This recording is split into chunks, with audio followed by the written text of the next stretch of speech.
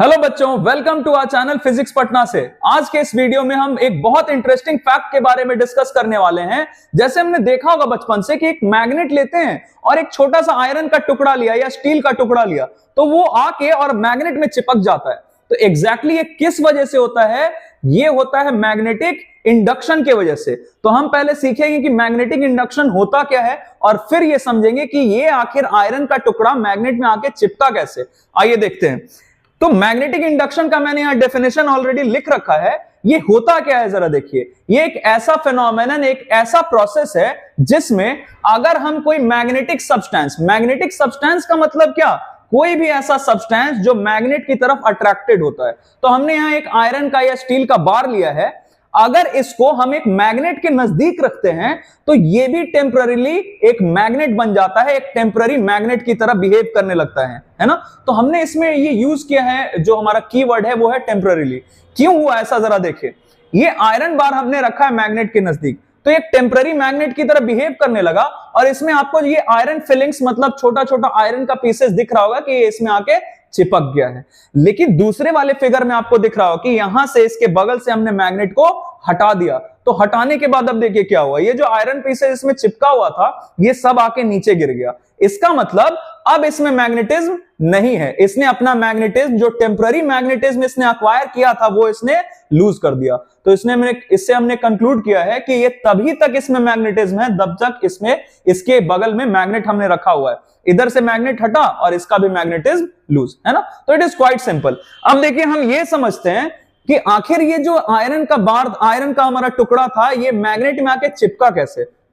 तो हमसे पूछा भी जाता है, आपके आईसीएसई 9th के सिलेबस में है ये फिजिक्स के, कि इंडक्शन प्रीसीड्स अट्रैक्शन का मतलब क्या होता है। तो देखिए as the term suggests, precedes, induction पहले हुआ और बाद में हुआ अट्रैक्शन। मतलब पहले कोई मैग्नेटिक सब्सटेंस जो हमने रखा था किसी मैग्नेट के बगल में, उसमें मैग्नेटिक इंडक्शन की वजह से पहले वो मैग्नेट की तरह बिहेव करने लगा, टेम्पररी मैग्नेट बन गया और फिर आके चिपक गया मैग्नेट में, है ना। तो आइए देखते हैं होता क्या है, इसी से हम समझते हैं इसके बारे में। जैसे आपको दिख रहा होगा कि ये जो आयरन बार का जो क्लोजर एंड है, किसके क्लोजर? मैग्नेट के क्लोजर। आयरन बार का जो क्लोजर एंड है, मैग्नेट के क्लोजर जो एंड है, उस पे ऑपोजिट पोलैरिटी डेवलप हुआ। मतलब यहां साउथ तो यहां नॉर्थ। और जो फार्दर एंड है, किसका फार्दर एंड? ये आयरन बार का जो फार्दर एंड है, किससे फार्दर?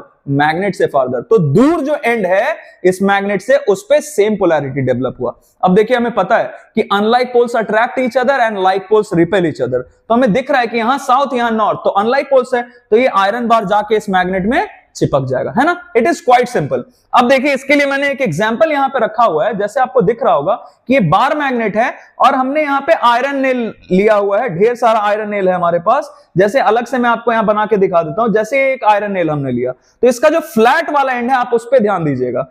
ये फ्लैट वाला एंड इस मैग्नेट के नजदीक है, क्लोजर है। तो यहां नॉर्थ पोल है मैग्नेट का, तो ऑब्वियसली क्लोजर एंड जो है आयरन नेल का, उस पर ऑपोजिट पोलैरिटी डेवलप होगा, मतलब साउथ। और ये वाला जो पॉइंटेड एंड है, ऑब्वियसली ये पॉइंटेड एंड ये दूर है मैग्नेट से, तो इस पे सेम पोलैरिटी डेवलप होगा, मतलब नॉर्थ पोलैरिटी डेवलप होगा।